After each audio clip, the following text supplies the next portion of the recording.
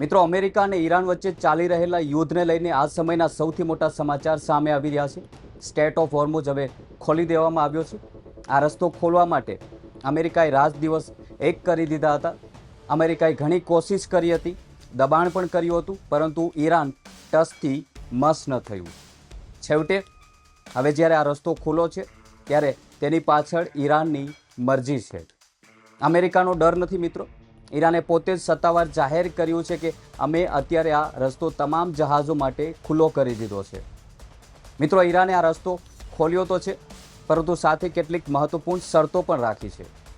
ઈરાને સ્પષ્ટ કર્યું છે કે આ રસ્તેથી જે પણ જહાજો નીકળશે તે ઈરાને નક્કી કરેલા રસ્તેથી પસાર થશે.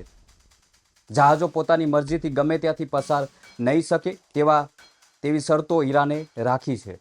બીજી બાજુ અમેરિકાની હાલત જોવા જેવી છે. ડોનાલ્ડ ટ્રમ્પે જેવું જ સાંભળ્યું કે રસ્તો ખુલ્લો થઈ ગયો છે એટલે તરત જ સોશિયલ મીડિયા પર પોસ્ટ કરી. ડોનાલ્ડ ટ્રમ્પે લખ્યું, થેન્ક યુ ઈરાન. ઈરાનના વિદેશ મંત્રી અબ્બાસ અરાગચીએ પોતે જ આ વાતની પુષ્ટિ કરી છે. ઈરાને જાહેરાત કરી છે કે જ્યાં સુધી યુદ્ધ વિરામ એટલે કે સીઝ ફાયર ચાલશે ત્યાં સુધી આ રસ્તો ખુલ્લો રહેશે.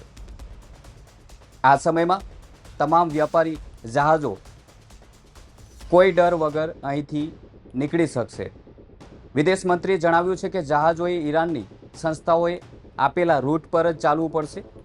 ઈરાને આ રસ્તો એટલા માટે નક્કી કર્યો છે કારણ કે આ વિસ્તારમાં દરિયાની અંદર સુરંગો બિછાવેલી છે, એટલે કે દરિયાની અંદર એવી મિસાઇલો બિછાવેલી છે જેના કારણે જો જહાજો તે રસ્તેથી પસાર થશે તો તેમને હાનિ પણ પહોંચી શકે છે અને બ્લાસ્ટ પણ થઈ શકે છે.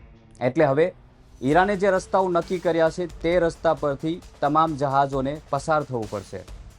જો કોઈ જહાજ બીજા રસ્તે જાય તો અકસ્માતનું જોખમ વધુ વધી શકે છે.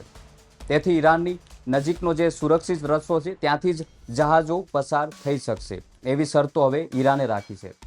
અત્યારે સેંકડો જહાજો ત્યાંથી લાઇનમાં ઊભા રહ્યા છે અને ધીરે ધીરે આગળ વધી રહ્યા છે.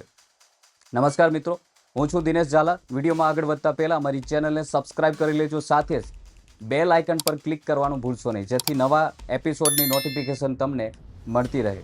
આ ચેનલ પર તમને આંતરરાષ્ટ્રીય રાજકારણની અને ભારતના રાજકારણની નિષ્પક્ષ અને સાચી માહિતી પ્રોવાઈડ કરવામાં આવે છે. મિત્રો, તમને જણાવી દઈએ કે આ રસ્તો ક્યાં સુધી ખુલ્લો રહેશે તે હજુ સુધી નક્કી નથી. ઈરાને માત્ર એટલું જ કહ્યું છે કે જ્યાં સુધી સીઝ ફાયર છે ત્યાં સુધી રસ્તો ખુલ્લો રહેશે. ખાસ કરીને લેબનાનમાં થયેલા સીઝ ફાયરની અસર અહીંથી જોવા મળી રહી છે. ઈરાને પહેલાં જ કહ્યું હતું કે જ્યાં સુધી લેબનાનમાં ઇઝરાયલના હુમલા બંધ નહીં થાય ત્યાં સુધી અમે આ રસ્તો બંધ રાખીશું. અમેરિકાએ ઘણી નાકાબંધી કરવાનો પ્રયાસ કર્યો હતો તેવા સમાચાર પણ તમે સાંભળ્યા હતા અને અમેરિકાએ નાકાબંધી કરી પણ હતી, પરંતુ ઈરાનના જહાજો તો ત્યાંથી આરામથી નીકળતા જોવા મળ્યા હતા. અમેરિકા ઈરાનને રોકી શક્યું નહીં. હવે જ્યારે ઈરાને પોતે જ રસ્તો ખુલ્લો કર્યો છે ત્યારે ટ્રમ્પ જાણે હાશકારો અનુભવી રહ્યા હોય તેવું તેમને લાગી રહ્યું છે. ક્યાંક ઈરાન ફરીથી રસ્તો બંધ ન કરી દે તેવો પણ ડર હવે ટ્રમ્પને સતાવી રહ્યો છે. એટલે મોડું કર્યા વગર તરત જ ટ્રમ્પે સોશિયલ મીડિયા પર પોસ્ટ કરીને ઈરાનનો આભાર માન્યો છે. મિત્રો, આખી ઘટના પાછળ એક મોટી રમત રમાઈ રહી છે, તેના પર નજર કરવી પણ ખૂબ જ જરૂરી છે. જે રાત્રે યુદ્ધ વિરામ થયો ત્યારે ઈરાને જ કહ્યું હતું કે અમેરિકાએ વિનંતી કરી છે કે એટલે અમે આ માની ગયા છીએ. નવાઈની વાત તો એ છે કે અમેરિકાએ પણ ઈરાનની એ વાતોને પોતાના ઓફિશિયલ એકાઉન્ટ પરથી શેર કરી હતી. આ બતાવે છે કે ભલે અમેરિકા ઉપરથી ગમે તેટલું બોલે, પરંતુ અંદરખાને તેણે ઈરાન સામે ઝૂકવું પડ્યું છે. પરંતુ અમેરિકાની જૂની આદત છે, આપ સૌ જાણતા જ હશો, એક હાથથી આભાર માને છે અને બીજા હાથથી ધમકી આપે છે. ટ્રમ્પ કહી રહ્યા છે કે ભલે રસ્તો ખુલી ગયો હોય પરંતુ અમે ઈરાન પરથી પાબંદીઓ ચાલુ રાખીશું. ટ્રમ્પનો દાવો છે કે ઈરાન અને અમેરિકા વચ્ચે ઘણી વાતો પર સહમતિ બની ગઈ છે, પરંતુ મેદાન પર કંઈક અલગ જ જોવા મળી રહ્યું છે. મિત્રો, અમેરિકાએ નાકાબંધી કરી હોવા છતાં ઈરાનના 3 મોટા તેલના ટેન્કરો આ રસ્તેથી આરામથી નીકળી ગયા છે. આ ટેન્કરોમાં લાખો બેરલ તેલ હતું. અમેરિકાએ ઈરાનનું તેલ વેચવાનું અટકાવવા માટે ઘણું બધું જોર લગાવ્યું હતું, પરંતુ ઈરાનના જહાજો આરામથી નીકળી રહ્યા છે. આનાથી સાબિત થાય છે કે ઈરાન અત્યારે કોઈના દબાણમાં નથી. ઈરાન ખુલ્લેઆમ દુનિયાને બતાવી રહ્યું છે કે તમે અમને રોકી શકતા નથી અથવા રોકી શકવાના નથી. મિત્રો, આ તો વાત હતી હોર્મુઝના રસ્તાની, પરંતુ લેબનાન મામલે પણ ટ્રમ્પે ઇઝરાયલને કડક સૂચના આપી દીધી છે. ટ્રમ્પે સ્પષ્ટ કહ્યું છે કે ઇઝરાયલ હવે લેબનાન પર કોઈ પણ પ્રકારના હુમલા કરી શકશે નહીં. અમેરિકાએ ઇઝરાયલના હાથ બાંધી દીધા છે. ટ્રમ્પ કહે છે કે હિઝબુલ્લાનો મામલો અમેરિકા પોતે જ લેબનાન સાથે મળીને ઉકેલી લેશે. ઇઝરાયલે વચ્ચે આવવાની જરૂર નથી. ઈરાન પણ આ વાતથી ખુશ થયું છે. ઈરાનના રાષ્ટ્રપતિએ કહ્યું છે કે ઇઝરાયલ હાર્યું છે અને તેણે મજબૂરીમાં હુમલા રોકવા પડ્યા છે. છેવટે ઇઝરાયલ નમ્યું અને યુદ્ધ અટક્યું. જેવું લેબનાનમાં યુદ્ધ શાંત થયું અને હોર્મુઝનો રસ્તો ખુલ્લો કર્યો, તે તરત જ તેલના ભાવ ઘટવા માંડ્યા. આખી દુનિયામાં તેલના ભાવમાં મોટો કડાકો જોવા મળી રહ્યો છે તેવા સમાચાર આંતરરાષ્ટ્રીય મીડિયા અને ભારતીય મીડિયામાં સામે આવ્યા છે, જે સામાન્ય માણસ માટે સારા સમાચાર છે. હવે વાત કરીએ અસલી ખેલની, જે આંતરરાષ્ટ્રીય સ્તરે રમાઈ રહ્યો છે. એક તરફ દુનિયાને એવું લાગે છે કે હોર્મુઝનો રસ્તો ખુલતા જ બધું જ શાંત થઈ જશે, પરંતુ અમેરિકા હજુ પણ પોતાની જૂની આદતો છોડતું નથી. ડોનાલ્ડ ટ્રમ્પ ભલે ઈરાનનો આભાર માની રહ્યા હોય, પરંતુ સાથે સાથે તે પોતાની શક્તિ બતાવવાનું પણ નથી ચૂક્યા. ટ્રમ્પે સ્પષ્ટ કર્યું છે કે હોર્મુઝ ભલે ખુલી ગયું હોય, પરંતુ ઈરાન પરની અમારી નૌકાદળની ઘેરાબંધી ચાલુ રહેશે. એટલે કે તેઓ હજુ પણ ઈરાનને ડરાવવાની કોશિશ કરી રહ્યા છે. સમાચાર એવા પણ મળી રહ્યા છે કે અમેરિકાને આટલી કડક ઘેરાબંધી હોવા છતાં ઈરાનના 3 મોટા તેલ ટેન્કરો આરામથી હોર્મુઝમાંથી નીકળી ગયા. આ ટેન્કરોના નામ પણ સામે આવ્યા છે: સોયના 1 અને ડાયોના. આ જહાજોમાં લગભગ 50 લાખ બેરલ કાચું તેલ ભરેલું હતું. હવે તમે વિચાર કરો, અમેરિકા કહે છે કે અમે કોઈને નીકળવા નહીં દઈએ, અને ઈરાનના જહાજો લાખો બેરલ તેલ લઈને તેમની નજર સામેથી નીકળી જાય છે. આને કહેવાય ખુલ્લી ચેલેન્જ.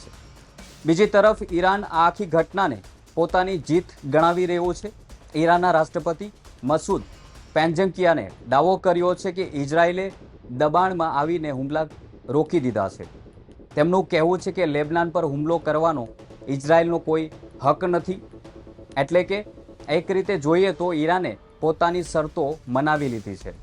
ઈરાને પહેલાથી જ કહ્યું હતું કે જો લેબનાનમાં શાંતિ નહીં થાય તો હોર્મુઝનો રસ્તો ખુલશે નહીં. જેવું જ હોર્મુઝ ખુલ્યું કે આખી દુનિયાના બજારમાં તેલના ભાવ ધડાધડ નીચે પડ્યા. તેલના ભાવમાં લગભગ 1 થી $1.5 ઘટાડો જોવા મળી રહ્યો છે. આ નાનકડો ઘટાડો નથી મિત્રો, કારણ કે આનાથી કરોડો રૂપિયાનો ફાયદો થાય છે. દુનિયાભરના વેપારીઓ અત્યારે રાહતનો શ્વાસ લઈ રહ્યા છે.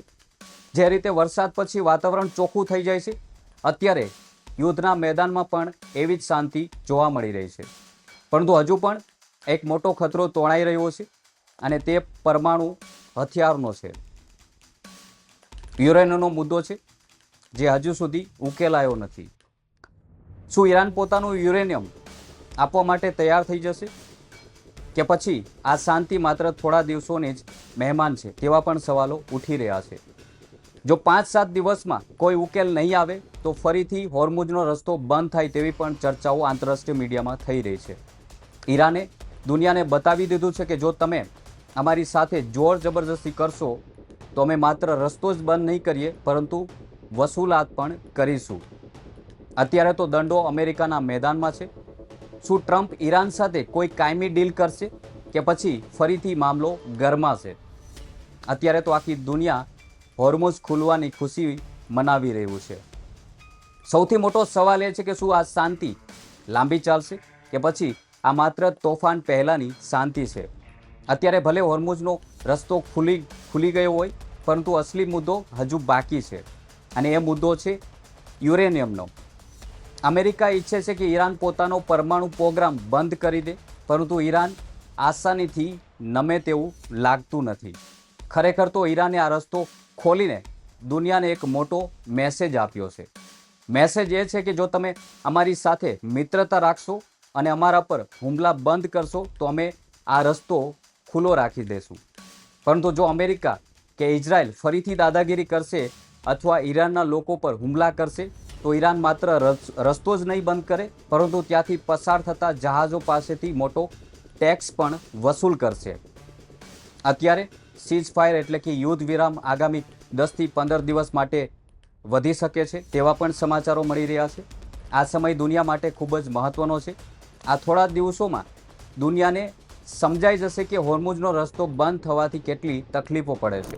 આનાથી અમેરિકા પર દબાણ આવી શકે છે કે તે ઈરાન સાથે યુદ્ધ કરવાના બદલે વાતચીતથી મામલો ઉકેલી શકે છે.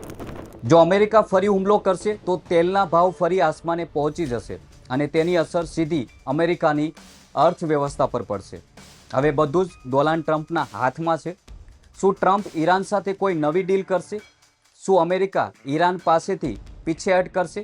આ જોવું વધુ રસપ્રદ રહેશે. તો મિત્રો, આ હતી હોર્મુઝ અને અમેરિકા ઈરાન યુદ્ધને લઈને મહત્વપૂર્ણ અત્યાર સુધીની સૌથી મોટી અપડેટ. તમને શું લાગે છે? શું ઈરાન અને અમેરિકા વચ્ચે કાયમી શાંતિ થશે કે પછી ટ્રમ્પ ફરીથી કોઈ નવો દાવ રમશે? તમારા વિચારો કમેન્ટના માધ્યમથી જરૂર જણાવજો અને આવી વધુ રસપ્રદ અને ઇન્ટરેસ્ટિંગ માહિતી મેળવવા માટે અમારી ચેનલને સબસ્ક્રાઇબ કરવાનું ભૂલશો નહીં. જય હિન્દ.